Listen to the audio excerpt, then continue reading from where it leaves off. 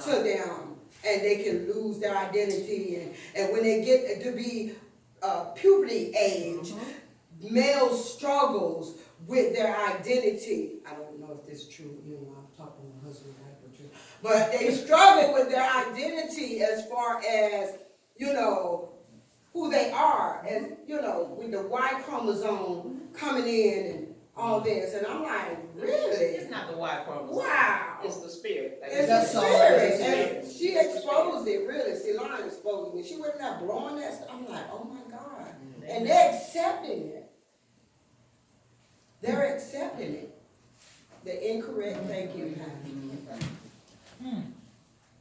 People, it's not that deep. We don't need a PhD, y'all. Right.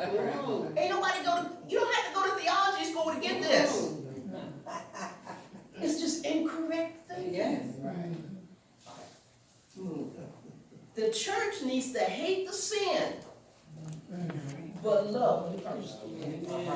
Jeremiah 31:3 simply says, "The Lord has appeared of old to me, saying, yes, I have loved you with an everlasting love. Therefore, with loving kindness, I have drawn you." Never forget, though we know we're dealing with a demonic spirit, we have to love that person. My bishop always says, love the hell out of them. In other words, love the stronghold out of them. You can't come beating somebody over the head talking about, you ain't gonna be gay tomorrow. And let me help the church, honestly. This is a process. If you get a homosexual or lesbian or transgender that is going to try to come out, they may come to the altar, they may accept salvation, they may want to be delivered, but baby, this don't happen overnight. It took, what you see today took 15 years after I came out to life. Because I lived as a man, so I had to learn how to live as a woman. I had to learn how to walk, I had to learn how to talk, I had to learn how to cross my legs, I had to learn how to dress. I'm being serious. I got a witness in the house today. I had to learn, my thinking pattern had to change. Amen? So I had to think like a girl, act like a girl, walk like a girl, talk like a girl, be a girl instead of being a boy. Amen. But that came by your choice, right? If you're dealing with a person that's actually going, living that lifestyle, and like you said, they're coming to the church, they want something, they want deliverance, and they're trying their best. But do you, me personally, I don't try to push, you need to put on a dress. You need to, wear your hair like a girl. You need to put on makeup. I don't do that. You take the little things and work with it. The word would change the inside, and then from that, she would desire those things. Exactly. But do you encourage it? You can encourage it to a point. You would really look like if they always wear, no offense, they always wear black. No offense. But it's the best example I can come up with. If they always wear black. Perfect. Go ahead. With your skin complexion, you would really look good in something blue. You would really look good, maybe, with a different hair color. What do you think? How long you had this hair color? You want to change up a little bit? We don't beat them over the head. Take them men's drawers off. Take that man's watch off. You encourage them in the small areas that they're willing to accept. It took a minute for me to take my wallet out of my back pocket. It took a minute for me to take that ball cap off. It took a minute for me to stop walking. It took a minute for me not to sit gap-legged like a dude. But my pastors then, not now, because I was in another state, they worked with me. They encouraged me. When my prophetess I went to pick up a box, she said, Michelle, don't pick that box up. I said, why not? Let a man do that. Huh? Let a man do that. That started it for me. That's right. That's good. Something that simple. Reminding me, you're a woman. Right.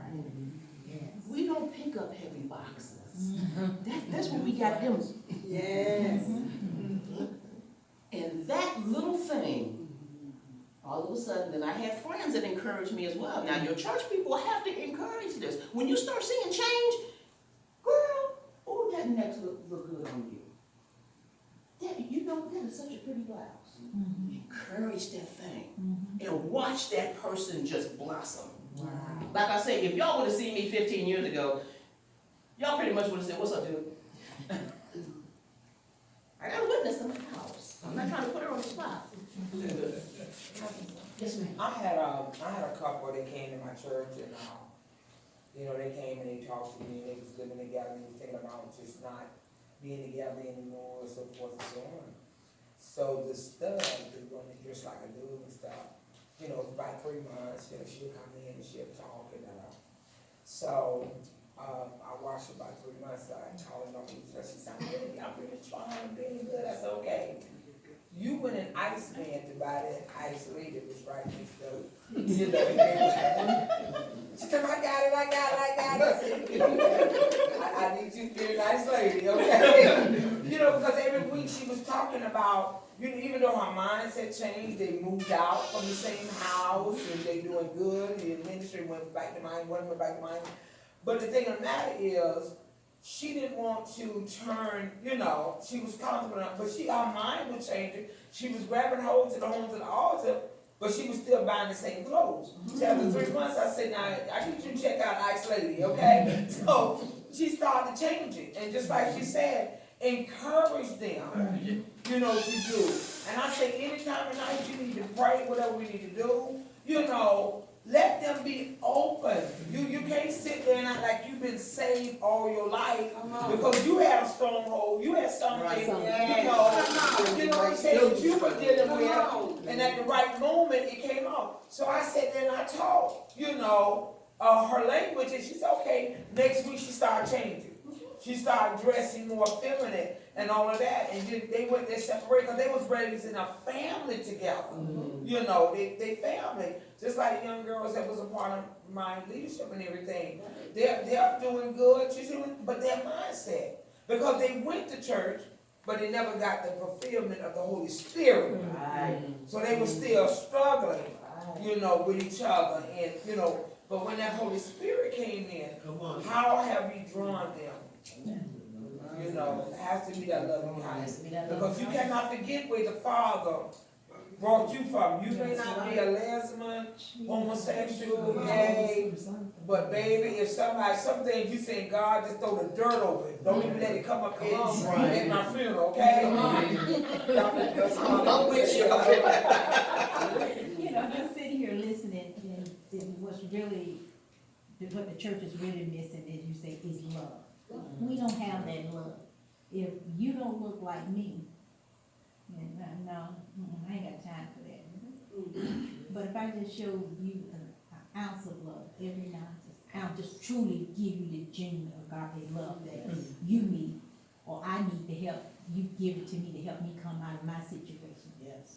Sometimes a kind word, you don't know what's on people's mind. Yes. But then if somebody comes to the church and their skirt is way up here, you wanna start judging them. Come on, doctor. Just love that person. If I get enough word in me, that skirt gonna go from here, gonna start coming down here. But then you can say, well, yeah, it just, you have to love. We don't love enough. That's right. We think because we think we have a right. Well, that's because you see me on the outside, you don't know what this heart's there. Right. My skirts is down here, but you don't know what I do when I go in. So we really gotta love a person, and when we love them just where they are. Just where they are. You can't change them, but that's not our job to change them. Our job is to love them and let the word do the changing. And that's where we have fallen short. The church have stopped loving God's people. That's good. I'd like to say something on man point of view about Okay. that. Because you're right about love. Love covers a multitude of sin, right? But so, if I, at a man point of view, when I see LTGB, I got it. But I treat them according to who God made them up. I treat a homosexual as a man. What's going on? How you doing? I'm gonna talk to him like he's a gentleman, like a man. That's right. Even the rapper. I grab my husband and say, girl, you know something, God love you. Amen. You're beautiful. Amen. I treat him like that. Amen. I don't push, like I said, some people push them aside. Yeah. I see them how God sees them, Amen. how He created them. Amen. Yes. Amen. Thank you. I did. Yes, ma'am. Same with me. I have a cousin. It's the same. And he used to be like, "Cuz, come on." I said, "Listen, you know I love you. You were born Malik. I'ma always call you Malik. I'm not calling you Malaysian. I'm sorry. I'ma call But you it's Malik, real. cause that's how I know you. It's I real. know you as Malik. Okay? So when you see me in the grocery store, just duck. You know what? Duck. Just duck. Cause I'm gonna say, hey, cuz, what's happening? You know? Amen. Well, love is true. Yes. That's what drew me in. That's what The love. Coming from drugs and stuff, and the Lord led me to this church, and I went into church just coming off a binge, and went into the church, but it was the love that I got at that Yes. church. The Yes. devil was telling me, girl, they ain't gonna love you. Look at you. You got on them old jeans. That's what they do. And your nappy hair and all that. Them people out there got nice cars. Look at them cars. Look at it. You know, he was telling me all this, but the Holy Ghost was saying, oh, so you gonna have a pity party and see him or what? That's how he talked to me, y'all. You know, I don't know about y'all. And so I got up and I went in, and I felt the love of God, the true love of God, and that's what kept me there. My pastor showed me the true love of God, the essence of God, and my husband showed the unconditional part of the love of God to me. So I experienced love for real. Lord, that's what Jeremiah said. That's what God said. I will join you with love, not with disdain, not with hate, but love. Because ain't none of us perfect. That's right. None of us, we all still battling with whatever issues we battle with. Amen. And if God stopped loving us, we'd all be in the same spot. Amen. Okay, let's talk about the terms. Because you need to be comfortable. If you're gonna minister, L is for lesbian. Let's just keep it real. It's for lesbian. That's two women that just want to be together. Gay is a homosexual man. That's two dudes that want to get it on. Bisexual is a person that don't know what they like them both.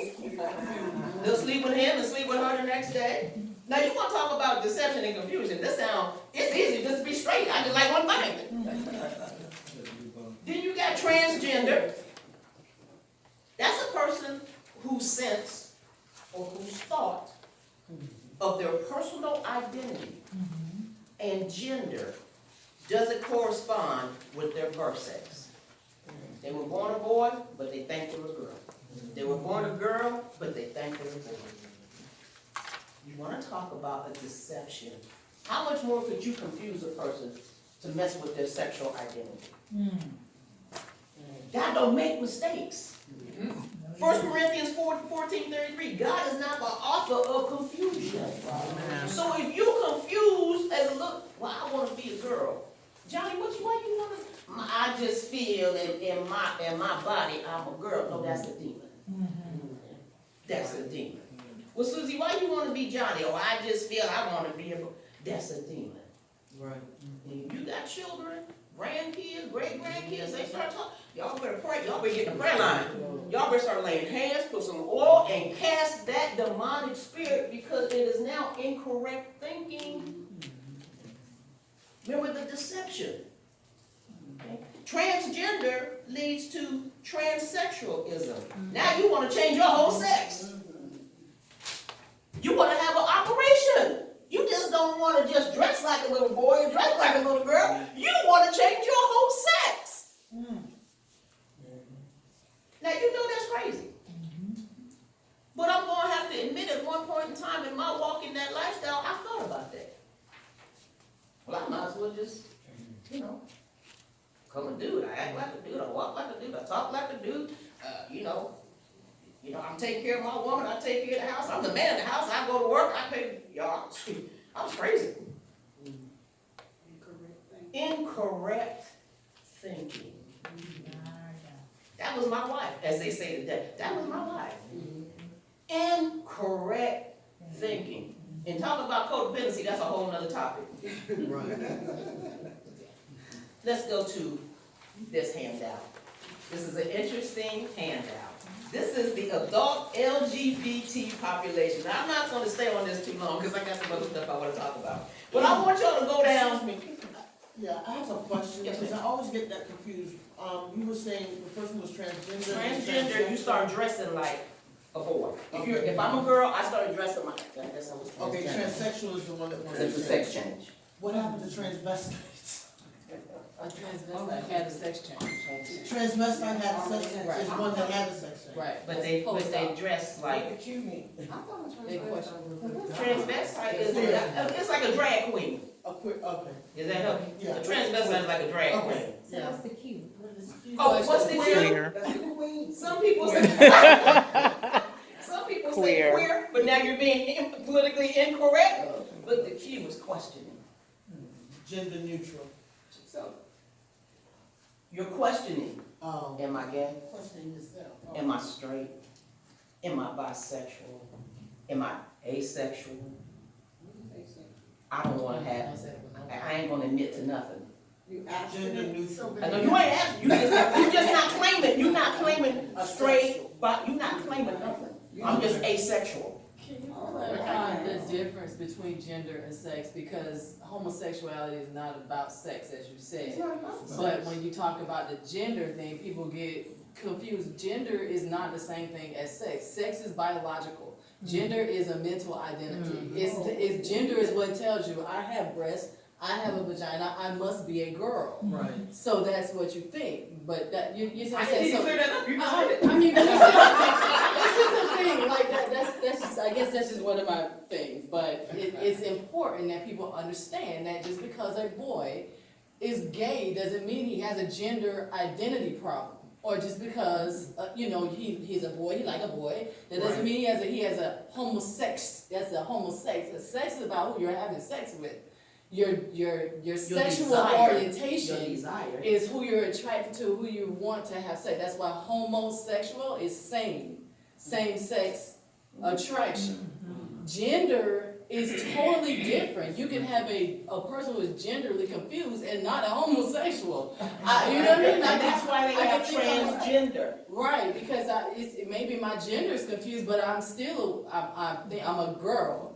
I feel like a man, but I want a man. I'm not a homosexual. I got a transgender. I'm a gender.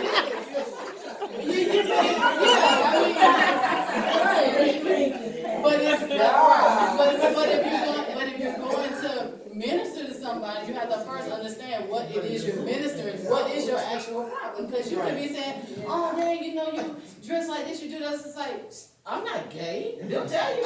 I just want to be a woman. Like now you just spend all this time characterizing them and trying to deliver them from homosexuality. They're not homosexual. They just want to be the other gender. So do not confuse sex with gender. They are two totally different things. So that's good, because I was That's just very sitting here thinking. But it's all, I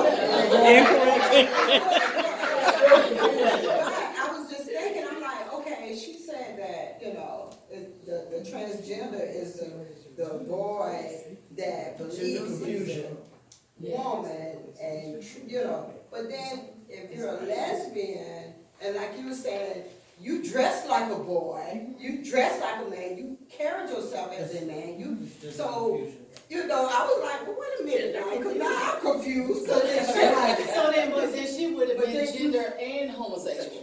Right. Right. So you could be two. Yes. look at the deception of the day. Look at the deception.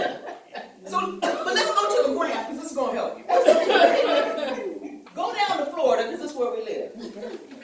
Under LGBT, 4.6% of the adult population identify themselves as LGBT. Let me help you. This is what it breaks down to.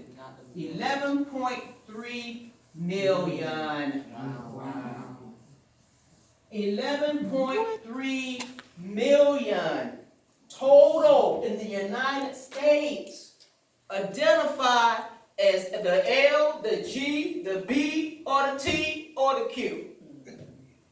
11 million, let's bring it to the church, souls that have been deceived by Satan. 11.3 million souls that if they don't get saved and delivered are going straight to hell. Jesus. As the church sits back, trying to figure out if I'm going to minister to you, because you know I don't know nothing about what you do. Instead of trying to figure out you're still a human being. Yes. Let me talk to the human being and forget about what you do on the outside. Let me get close to you as one sister to another. Sis, what's up? Isn't that even more of a deception on the other side? Because when we look at these numbers, the thing that we should really understand is we're talking about 4.5% ARC, which means that 95.5% do not identify themselves as LGBT or Q. So a deception that the church is under is that most people are. Is that it's everywhere, that every other person I talk to is. So we have this silent majority Come on. who is complicit in laying down because it's just too overwhelming and it's already here and everybody's doing it. Everybody's clearly not doing it. Clearly not. Which is why we have to arrest it, address it, and minister to it when we see it. Because, well, I mean, each one teach one. But we can't allow ourselves, just because the minority is super loud and super everywhere and just, just making us think that there's really no point in trying to address it or change it because it's so far gone. These numbers should help you be empowered. That this is not something that we should just lay down and accept. Yeah. You see what I'm saying? Because Good. everybody's not doing it. We had the same conversation with teenagers. No, everybody's not doing it. They're lying. Okay? Most people at your school, you don't know them. Why? Because they're regular kids just like you that are making decent decisions. So don't be brainwashed by the 2 or 3 that everybody knows is doing horrible things and think everybody's doing what they're doing. No, everybody's thinking like you. Right. I think, That's what. with that being said, it's like, the population, you as parents now, because you have to be on guard for your Yes. child, because it's in the cartoons. Oh, Yeah. They're putting it in the simplest things for our Yes. children. Yes. They're teaching them at school. Yes. And I feel like if they bold enough to teach my child how to deal with mommy and daddy daddy and daddy living together without my permission, we gotta be bold enough as saints. That's right. God forgive me, I'll say how I say Say it. how you say it. We can't be punks no more. That's right. You know, in the church, we always wanna be like all rubbing the back with people. But Come on no, now. we gotta stand up and stand up for the things that are right. And speak out. I mean, if you see a child in church with a little tendency and you know that something ain't right about that child, what's wrong with us as believers grabbing that child, investing some things in that child? You know, let the mother know, oh, I would like to take him for a couple of day weekends. Because sometimes it takes that whole thing back in the day, that village raising a child, it's true. I remember by the time I got home, I done had 3 whoopings. That's right. Yeah. And then I had to deal with my mom. That's right. You know what I'm saying? So we as Christians, as believers, we have to step up and stop being punks in the body of Christ. Thank you. And be real. You know what I'm saying? If you want change, you be the change. Come on, sister. Preach. You know, so I got, because it just bothers me, because now the kids, they're starting at a young age.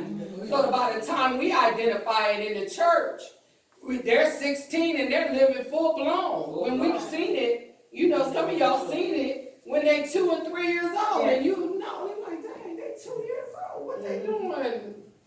Acting like at 2. Come on. So you know that's a spirit, because the child can't even comprehend what he acting like. That's right. So, and I just think we just gotta step up. Amen. I'm gonna say something. Oh, I'm sorry. I'm gonna say something too, oh God, from a leader, on the other side of the fence.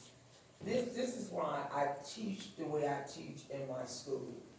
Because you have a lot of leaders, and the reason why they don't deal with it, because they're dealing with something within them. You see, it's like a magnet. You know, if you have a ministry and you don't see change in that, or you visit that ministry and you don't see change in that, it's just like in Jeremiah. He said they have came and seek counsel. The prophet, it would have called the people to turn from their evil ways, you know, they're evil doing their wicked ways, in other words. But if you don't see that word, go to that church. If you don't hear sin or things being taught, then it's in the pulpit. And then they're blinded out because of the finances and the money or the numbers. You see what I'm saying? We can stop, like Prophet is saying, we got to stop being pumped out. God has given us power and authority, but you got to do some laundry. Just like when she was going to preach last Sunday, you know, if you would have preached, we got to clean up some stuff in the inside. Because if you don't, you can't get in this pulpit and preach to the people and then go hang out with your cousin, you know, or go to the family reunion, you know what I'm saying? That's why you got to stop letting people call you nicknames. That's right. Because you're going to gravitate back to, you know what I'm saying? You're going to gravitate back to that, you know. But the pulpit got to be clean. Right. The pulpit has to be clean. You see what I'm saying? Because if you are not clean and you don't have confidence in what God called you to do, you will build a false house. Come on, man. You see what I'm saying? You will build a house on your own foundation. That's right. You will build your own house. That's It's right. about, Your own kingdom. you see what I'm saying? Your own kingdom. And you will attach those people and you'll say, everybody, it's all right. So I'm going to take you on an emotional high every Sunday. We were talking about last week, people coming in every Sunday think they're going to a feast.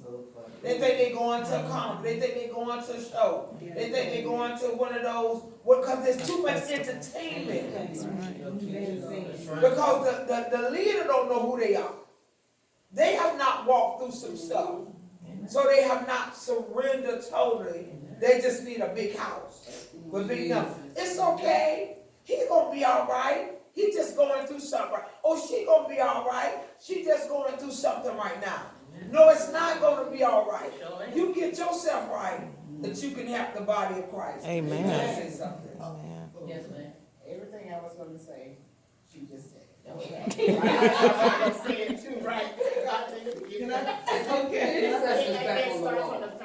Put the intercessors back on the wall. You see them, I'm sorry.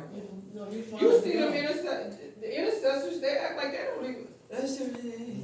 And then they done. No, put them intercessors. You see these spirits, intercessors. You should be the first one to see these spirits in operation. We got to stop putting people in position, you know, what they look like it. You know, they sound like it.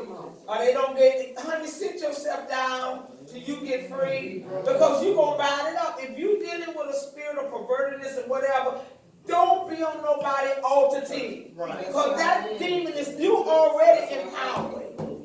You already, you see what I'm saying? Let's go right now. I'm about to get her. 9 times out of 10, Jezebel want to be on those positions. 9 times out of 10, Jezebel want to be on those positions. Because they get that inner side, that inside ear to see what's going on. And it brings everything in captivity. If people are running because of this plague that's in the atmosphere, it's just another tool. But God said, look, I'm allowed this thing to be so, because I need y'all empowered. I need y'all to get back on the pole. Where is the watchman?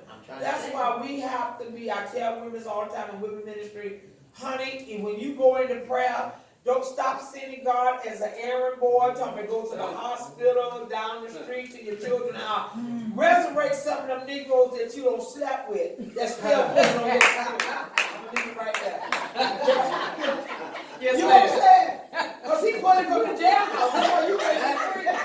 He pulling, you know what I'm saying? You talking about I need to go see. You ain't like a mama when you were dating, but he's pulling you back to his mama house because he's going to stop by. Do some resurrecting stuff. This house got to be clean. Because the pulpit, the people is being contaminated from the pulpit. Come on, that's good. Not in that.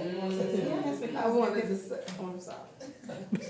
And pastors, won't address any of these issues. They don't know about it. Because I don't wanna mess with the money. 'Cause if That's I it, no address one these lose the issues, then membership. the collection plate is going down, so I'm not gonna address it. I'm just gonna leave that alone. It's about the money, so I'm not That's gonna right. address any of these issues. So if you're dealing with this, I might be dealing with this, but I'm not gonna address it. I'm gonna come say, well, Pastor so-and-so, well, you gonna be all right. Yeah, did you cash out your offering?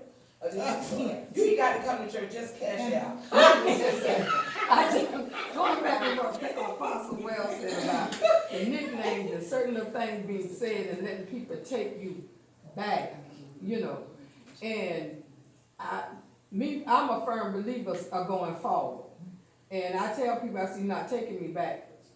And I have a little saying that I've been there first grade, I'm in sixth grade, I ain't going back. And so, you know, that's a little bit. But what I'm saying is, even when we leave the church and when we leave here today, all the great teaching that we are getting, if we don't make it applicable in our lives, we have just come in vain. That's right. When we go out of here, you got to let the people know that you have been, that you're learned and not unlearned. Because Paul said he wouldn't have us here.